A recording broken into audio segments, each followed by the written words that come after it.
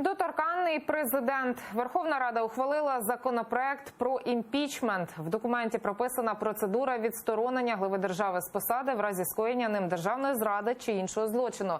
Закон підтримали 245 народних обранців. Загалом сьогодні депутати вирішили працювати понаднормово, поки не розглянуть весь порядок денний.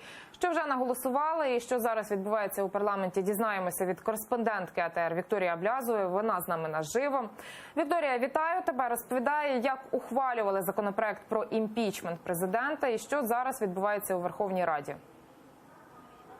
Вітаю, колего. Нарешті закінчила свою роботу Верховна Рада. Хочу сказати, що сьогодні вперше за історію Верховної Ради 9-го скликання відбулося блокування трибуни. Блокували трибуну сьогодні депутати від Європейської солідарності на чолі з Іриною Геращенко. Їх обурив закон про зміни регламенту Верховної Ради. Ірина Геращенко порівняла партію «Слуга народу» з зеленими чоловічками, які в 2014 році окупували Крим. Тоді голова Верховної Ради Дмитро Разумков попросив її не вживати таких висловів в українському парламенті, попросив вибачитися. Йому почала аплодувати партія «Слуга народу». Ірина Геращенко ж сказала йому фразу «заберіть свій югенд». Також хочу сказати, що сьогодні впіймали першого кнопкодава. Журналісти зафіксували на відео, як Олександр Ковальов, позафракційний депутат з Донеччини, проголосував за свого колегу. А саме голосували тоді за закон про імпічмент президента. І от якщо говорити про закон про імпічмент президента, то це був сьогодні закон, який прийняли за 25 хвилин і в першому читанні, і в цілому. Щодо нього точилося багато суперечок, зокрема, чи є механізм імпічменту президента дієвим і чи потребує цей закон доопрацювань. Тож розкажу вам, що передбачає собою закон про імпічмент президента. Власне, в Верховній Раді можуть закликати до імпічменту президента, підтримати це має більшість Верховної Ради. Після цього тимчасова слідча комісія має, аби Верховна Рада змогла підняти питання про імпічмент президенту, президент має вчинити державний злочин або якийсь інший злочин, передбачений законодавством України. Тоді Верховній Раді можуть підняти це питання. Якщо більшість підтримає процедуру імпічменту, то тоді тимчасова слідча комісія починає розслідування, чи дійсно був вчинений президентом злочин.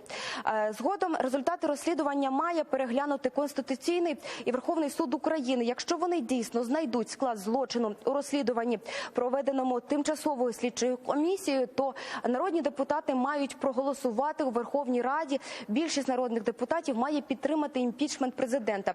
Ось, власне, така процедура запропонована президентом України в законопроекті Володимиром Зеленським. Не всі депутати були задоволені цим законопроектом.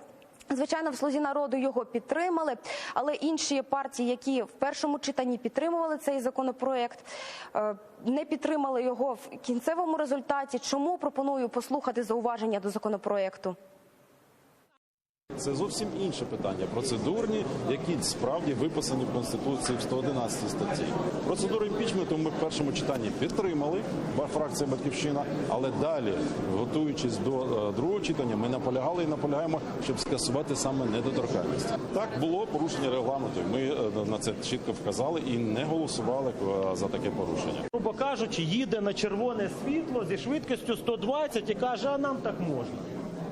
От що має думати проста людина з села, от як вона має себе почувати і захищення своїх прав, коли парламент їде на червоне світло? Також хочу сказати, що сьогодні у першому читанні прийняли законопроект про антикорупційний суд. Як кажуть депутати, цей законопроект важливий, адже він має розвантажити антикорупційний суд. Антикорупційний суд нині має дуже багато справ, це 3,5 тисячі справ. Зараз чекають на розгляд в цьому суді, і лише 112 з них з НАБУ і САП. Чому такий закон важливий? Пропоную послухати пряму мову народного депутата.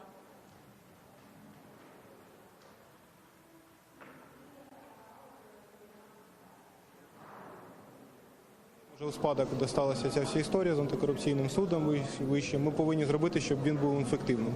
Ми ще не повинні завалюватися справами, які там по 2000 гривень десь взяв хабаря голова сільської ради.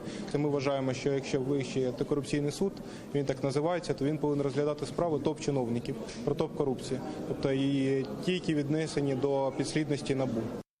У мене поки що на цьому все. Будемо і надалі слідкувати за Верховною Радою, але вже завтра, тому що сьогодні вона закінчила свою роботу. Студія. Дякую, Вікторія. Це